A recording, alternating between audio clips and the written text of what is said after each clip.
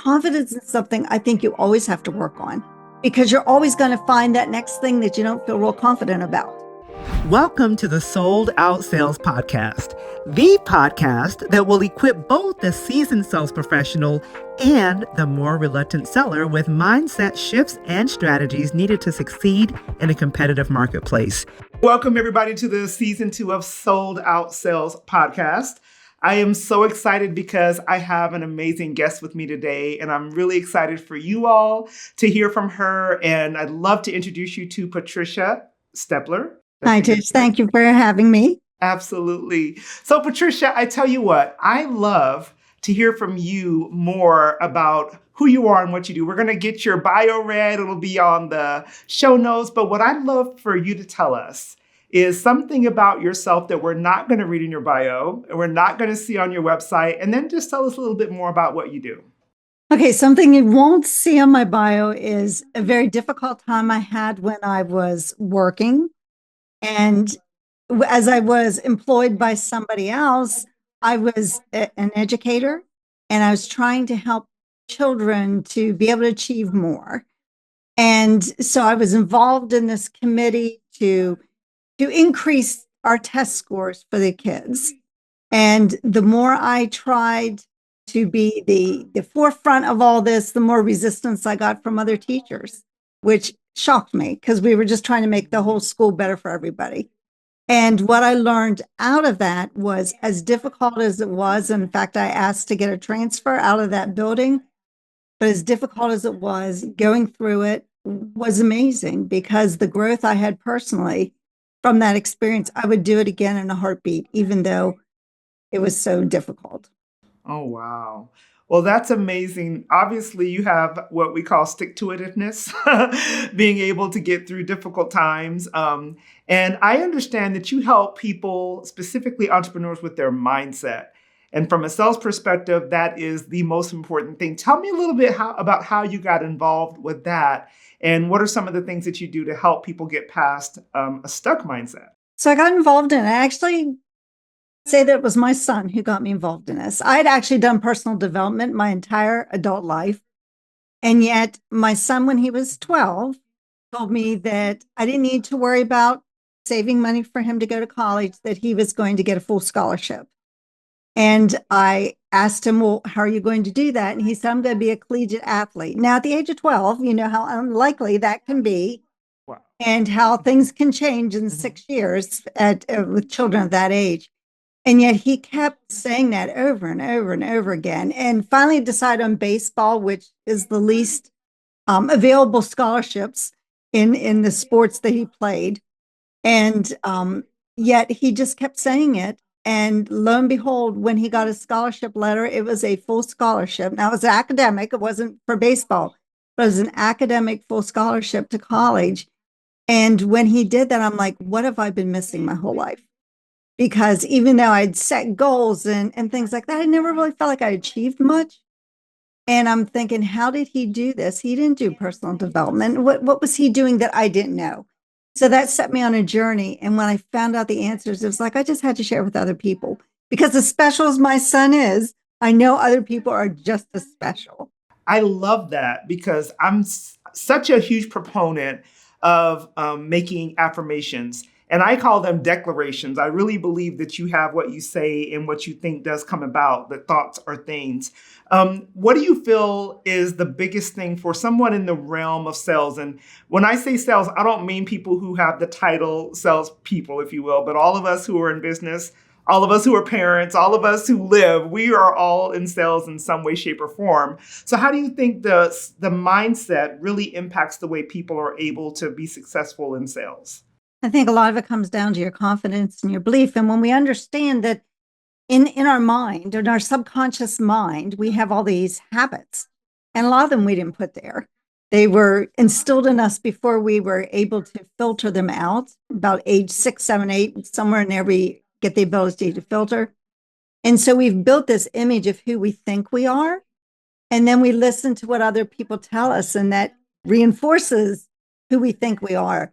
That's not who we really are.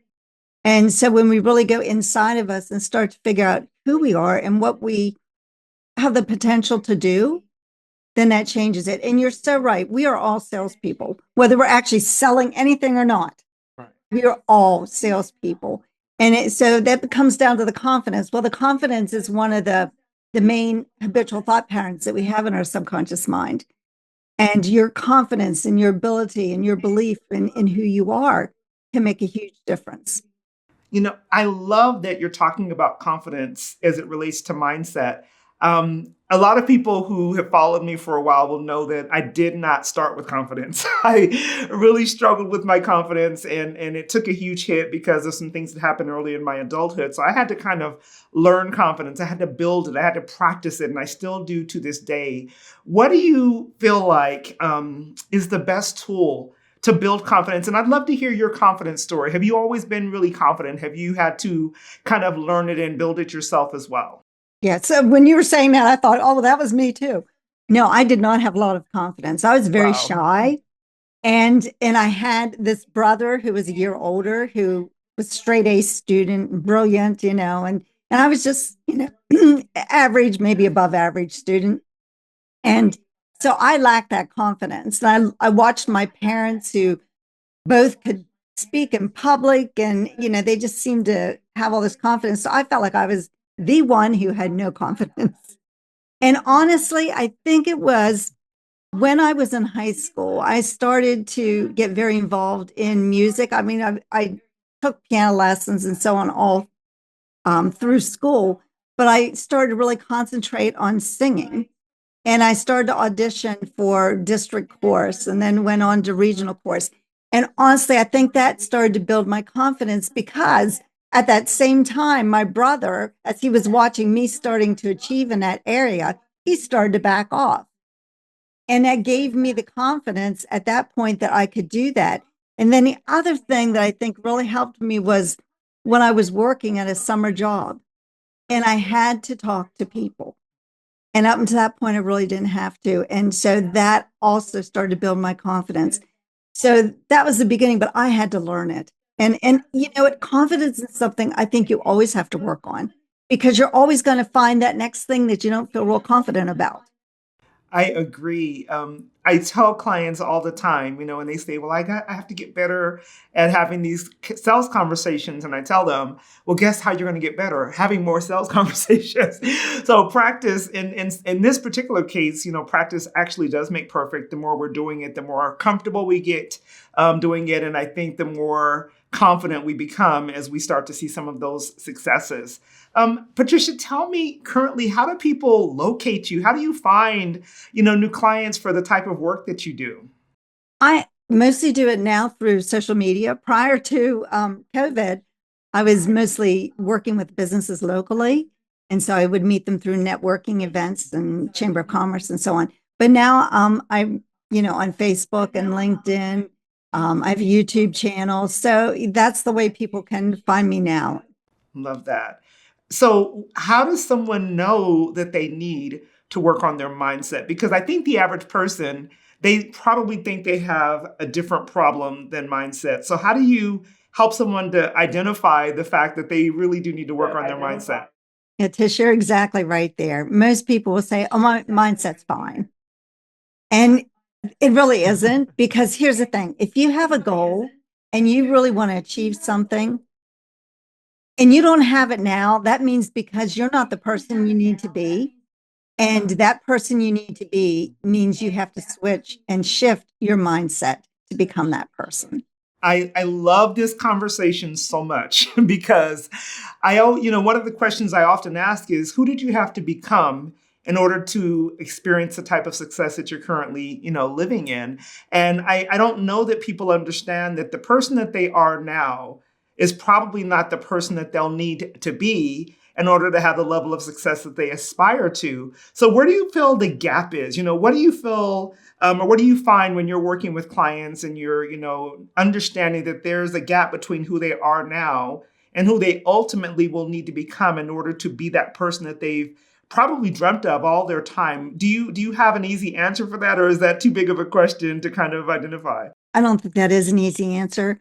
But one of the things that I do with them is to help guide them into really visualizing who that person is. Maybe think of somebody they know that has maybe that level of success or close to that level of success.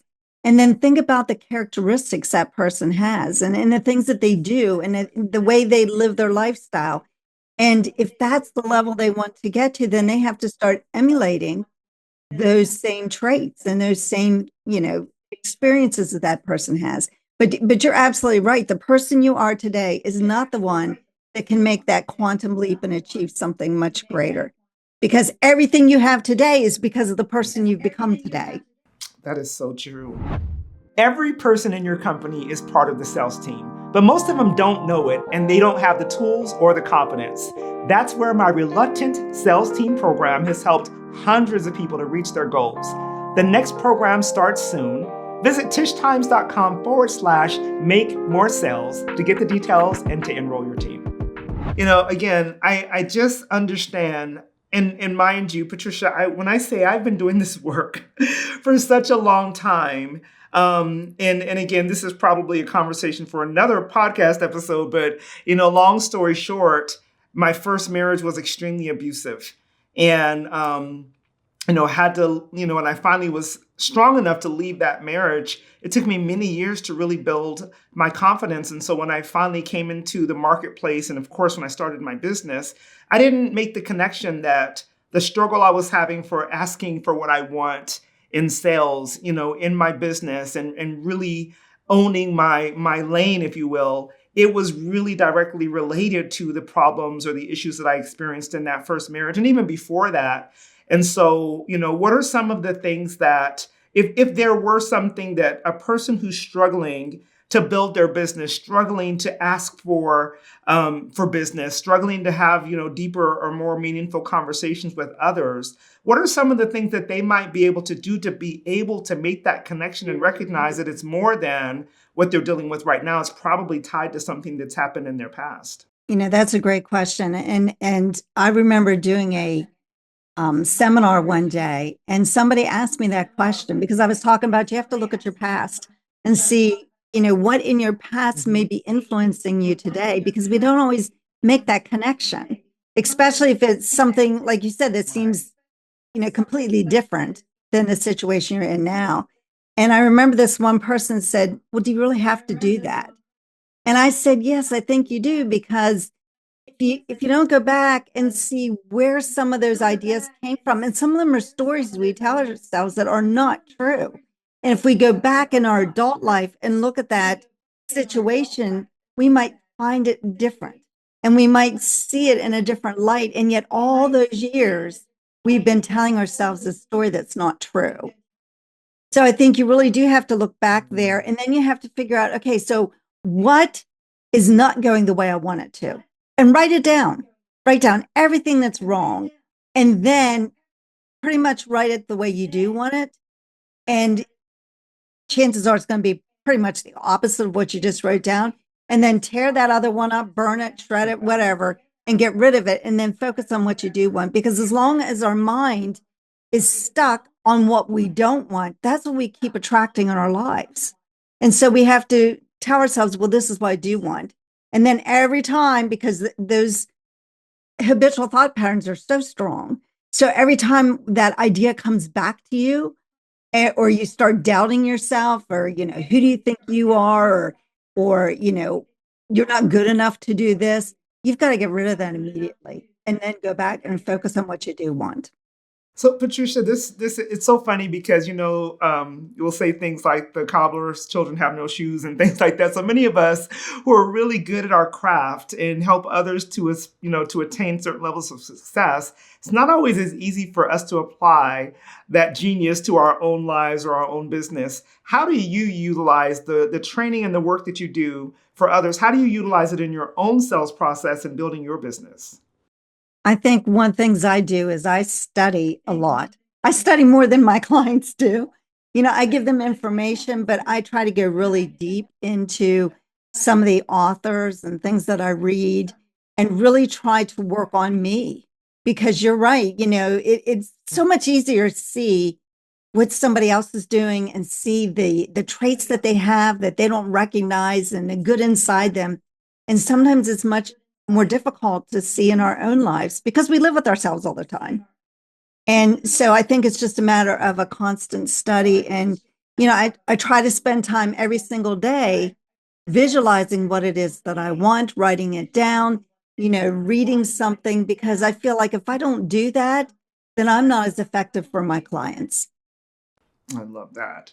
I know that there are times where all of the work that I do personally, I can see it, and it's working perfectly. But every now and then, I have a moment where I'm like, oh my God, why did I say that? Or why didn't I ask them this, that, or the other? So tell us, if you will, what would you describe as your biggest sales flop or missed opportunity that you could maybe later realize, wow, I missed that opportunity, or I should have maybe recognize this particular thing, and I probably could have done that differently. What would you say your biggest sales flop has been? I think that just immediately brought to in my mind this conversation I had with this lady. And, at the time I didn't have belief in what I was doing. And it's so important that you believe that what you have is valuable for somebody else and that it's exactly what they need. And then you have to believe that you can actually help that person. And I remember having this conversation, and people pick up on that. And I know she could pick up on the fact that I really didn't believe in what I was doing. And so you really have to sell yourself first. Oh my God. Okay, can we just back up a second? Because what you just said was like the price of admission, well worth it already. I mean, when we don't believe, because I completely agree that if we don't believe first, then those who we're speaking to never will, right? And so getting to the place where you believe, right? You believe in what you're selling. You believe in the transformation that you can bring to the table. You believe that you're the perfect person to be able to help them get from point A to point B. Where does that come from? How would you describe it? Because when I talk about it, I'll be honest with you, when I talk about it, I definitely have some spiritual understandings around it, because my husband and I also pastor a church in addition to the business that I run. But I'd love to hear it from, the training and the work that you've done. Where does that come from? How does that happen for someone to not only have the experience and the education and even the expertise, but still there's that belief that's missing? How do they go from being someone who's fully qualified to being someone who really believes that they're the perfect person to help their ideal client? That has to come from the inside. And, so often, and I talk about this a lot, that we live through our senses and we live through the outside world. And yet we have to change ourselves. And so that belief has to come from inside of us. And it's, going back to what my son did, when he went to get that scholarship, we'd gone to the school and they said the most you can expect is a third to a half, maybe a half. And yet when he got his scholarship letter, he says to me, he goes, Mom, wouldn't this be funny if it's a full scholarship? And because I never believed he could get it anyway, I quickly said, now, they just said a third to half, because I didn't want him to feel disappointed. And I didn't want him to think he disappointed us. But a couple years later, he told me, he said, Mom, when I opened that letter, there was never any doubt in my mind that it wasn't a full scholarship. You see, he never believed anything different. But how many of us have that kind of belief in ourselves? And so to get that belief, you have to just do those affirmations, keep saying it, keep seeing it, keep thinking this is what's going to happen. But we allow that doubt and fear to get in our minds. And then when something goes wrong, we dwell on that. Now, it wasn't like things didn't go wrong for him too, because there were times that things did not go the way he had planned in his mind because he didn't know all the answers. And, when those disappointments come, we have to kind of pick ourselves up very quickly and decide, no, this is my goal. This is, got to be that burning desire too. Something you just have to have. And so much belief that you're going to have it. I love that. There's a saying that we've heard, all of us have heard many times, and it says, I'll believe it when I see it. And I believe quite the inverse. I'll see it when I believe it. When I believe it, I'll see it here. which means I can then see it in my hand. I can then see it in my life. So this conversation is so good. I'm very serious. I'd love to invite you back for like a part 2, because I think that there's even more we can dive into. Before we wrap up, Patricia, can you tell us, who do you believe you're uniquely gifted to serve? If someone is listening to this podcast right now, who's the person who's going to say, oh my God, that's me, I need to reach out to her? To serve women who are, entrepreneurs, business owners that really want to scale their business to grow bigger, and yet they're maybe plateaued or can't quite get off the mark. Is there a word or a phrase that person might be Googling right now, not realizing that they need someone with your expertise, but they might be trying to figure this out on their own? Are there any words or phrases that come to mind? Anything is hitting me is struggling to build my business or something like that. Yeah, wonderful. And if you would briefly tell us, how do you work with people? If someone reaches out to you, do you do one-on-one type of coaching? Do you have group programs? Do you work with corporate as well as entrepreneurs? Yes, all the above. So I have various different, price levels. Some of it's a group. Some of it is more of a hybrid. So I have a variety of things. And yes, I do work with more corporate too. Wonderful. So tell us how everyone who's listening right now can reach you. They can reach me through Facebook or LinkedIn, Instagram, and you may see it as Patricia or Patty Stepler, either way. But that's probably the easiest way. Or, if you can reach out to my website, it's Creating Top Producers. Wonderful. We'll have all of that contact information in the show notes. I have really very much enjoyed our conversation. And like I said, we'll have to do a part 2 where we can go a little bit deeper on some of this mindset thing, these mindset issues that are probably stopping people from reaching their highest level of success in sales. Yes, that'd be great. Wonderful. Thank you so much, Patty. It was a pleasure to talk to you today. And thank you, Tish. Thanks for listening to the Sold Out Sales Podcast. I would be so appreciative if you would show me and my amazing guests some love by leaving a review on your favorite podcasting platform. Also, go over to tishtimes.com/resource page and make sure you pick up your sales and networking handbook, especially for introverts. Also, I'd love to continue this conversation, so make sure you connect with me on Facebook, Instagram, and LinkedIn. I'll see you back here next week.